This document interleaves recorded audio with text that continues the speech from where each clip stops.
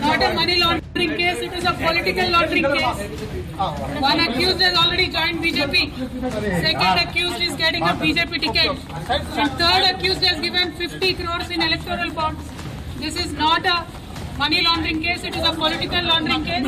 It is a fabricated and false case. He has been remanded to JC for 14 days and the bail application is coming up on 1st of April. On what ground she has sought interim bail, sir?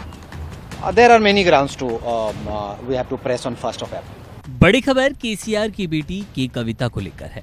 Delhi की शराब नीति मामले से जुड़े money laundering case में आरोपी BRS नेता के कविता को राउज एवेन्यू कोर्ट ने 9 अप्रैल तक न्यायिक हिरासत में भेज दिया है। कोर्ट ने 1 अप्रैल को की कविता की अंतरिम जमानत याचिका पर सुनवाई का फैसला किया है। ईडी ने उन्हें न्यायिक हिरासत में भेजने के लिए कोर्ट में आवेदन दाखिल किया था। वहीं के कविता ने कोर्ट से अंतरिम जमानत मांगी है और इसके लिए उन्होंने अपने बेटे की बोर्ड परीक्षा का हवाला दिया। कोर्ट से निकलते हुए क्या कुछ बोली के कविता, जरा ये भी सुनिए।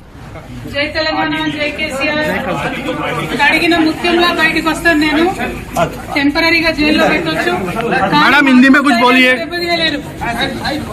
This is not a money laundering case, it is a political laundering case.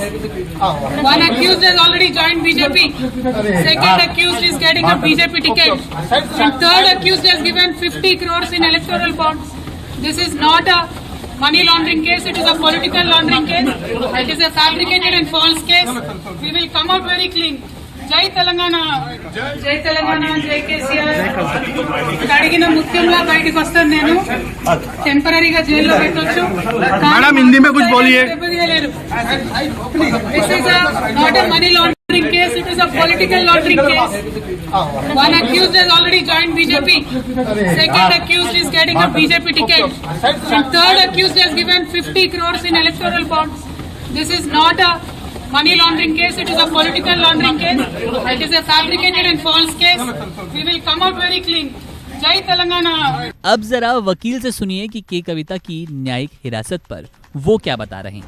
He has been remanded to JC for 14 days and the bail application is coming up on 1st of April for On what hearing. ground she has sought interim bail, sir?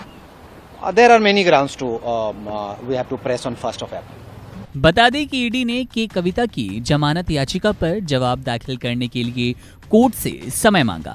वहीं कविता के वकील ने court से कहा कि जब तक अपना जवाब दाखिल करने के लिए समय चाहती हैं तब तक उनके मुवक्किल को अंतरिम जमानत दे दी जाए, जिसका ईडी ने विरोध किया। ईडी ने कोर्ट से कहा कि की कविता काफी प्रभावशाली हैं, ऐसे में अगर उन्हें जमानत दी जाती है तो वो सबूतों को नष्ट कर देंगी और साथ ही गवाहों को भी प्रभावित कर सकती हैं, जिससे जांच पर असर पड़ेगा और जांच प्रभावित होगी।